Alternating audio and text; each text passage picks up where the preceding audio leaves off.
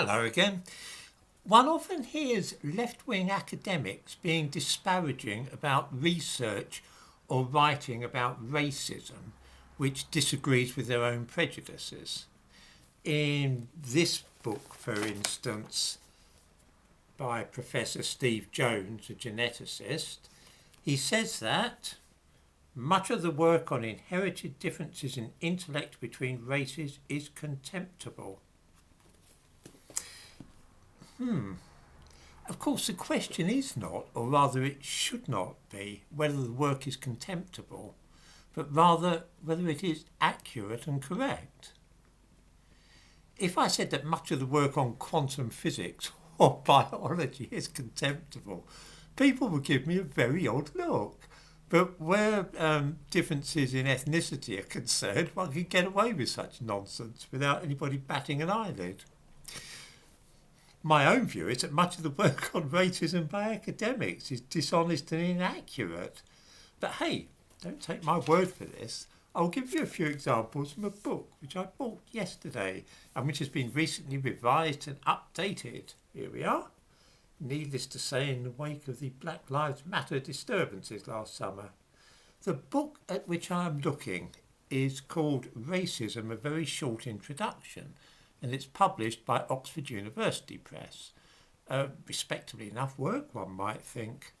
But on almost every page I find inaccuracies and statements which can only have been made with the deliberate intention of misleading the simple-minded and gullible. Let's look at a few random examples. I mean, I could go through this all day, but I won't. Okay, let's see. Page 103. Here we are. We find a section headed Racial Discrimination and Ethnic Inequalities in Britain. Just to be plain, he's talking specifically about Britain. He's talking specifically about racial prejudice and ethnic inequalities. And by that, he means things that work in society to the disadvantage of black people and other minorities. Okay, and he says black men are most likely to have suffered from a psychotic disorder. That's either racial discrimination or ethnic inequality. Okay, is this really racial discrimination or an ethnic inequality? Black Caribbeans in the United Kingdom are 9 times more likely to develop schizophrenia than white people. Black Africans are almost 6 times more likely to have the illness at some point in their lives. This tendency is passed down through generations. In other words, it's not simply first-generation immigrants from Africa or the Caribbean. It's their children and grandchildren too. Black people of African origin, whether in Africa or the United States, are more prone to carrying the genetic markers for susceptibility to this type of mental illness. In other words, this is a purely physical problem which affects a disproportionate number of people with African ancestry. It has nothing to do with racial discrimination any more than height or weight do. It's physical. If I wrote about racial discrimination and ethnic inequalities in Botswana and said that the pygmies living in that country were a foot shorter than average, I think that people would laugh at me because, of course, this is nothing to do with discrimination or inequality. Neither are psychotic disorders among black people in Britain. I give references for the research on this subject in the description to this video. I urge people to check them for themselves to make sure that I'm not inventing any of this.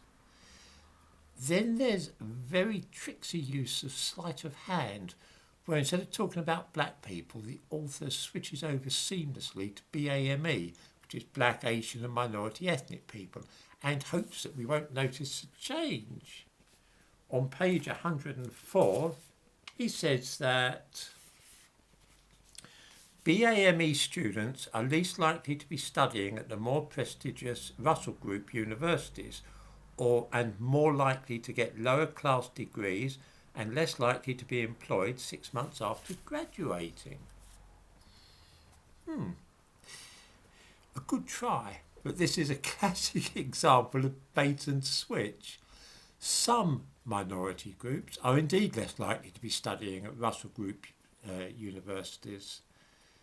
the British version of Ivy League colleges for American viewers. But others are far more likely to be studying at such places. Chinese students and those of Indian origin, particularly Gujaratis, are more likely to be at Russell Group universities than white students. It's only when you analyse the figures and distinguish carefully between black and Asian groups that you are able to see what's really going on. What about the idea that race is a social construct, which is something that we hear often asserted as though it's absolutely, without the shadow of a doubt, true? On page 47, under the heading Defining Race, is there a consensus that race is a social construct? We are assured that most sociologists in the UK and many in the USA are now convinced by scientific research that race is a social construct rather than biological fact. Well, of course sociologists think that. Sociology is concerned with the study of social changes and social causes of human behaviour and so on. They see everything in society as a social construct. That's actually what sociology is. A better question might be, what do geneticists, molecular biologists and anthropologists think about race? I could go on all day in this vein. For every page there is something dishonest or untruthful. Let me give one final example. On page 44, we are told this. Osteoporosis is one among a host of other significant examples that have been used to shore up the view that humans can be meaningfully divided into distinct races. In biomedical literature, Caucasians and Asians are regarded as having greater propensity to the disease, but this is not a racial divide. Asian is a geographical category. Well, is that true? Actually, no, it's nonsense.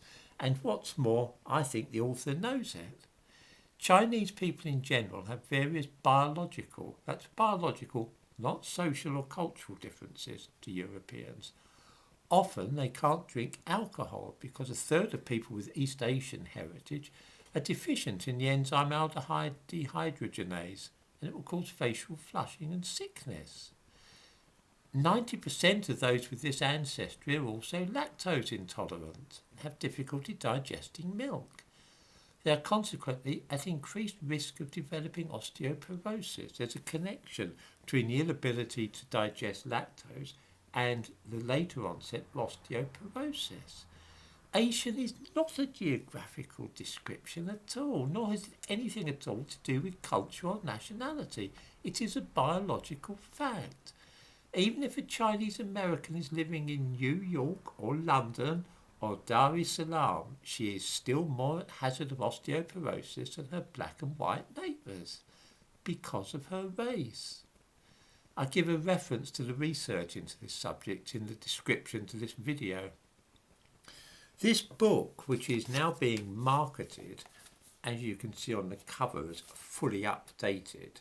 That means it's BLM approved, post-Black Lives Matter movement. It's very much in tune with modern sensitivities, but it's shockingly inaccurate and intellectually dishonest. I might review it at more length in the near future because it typifies the nonsense which even respectable publishers are trying to foist off on credulous readers these days.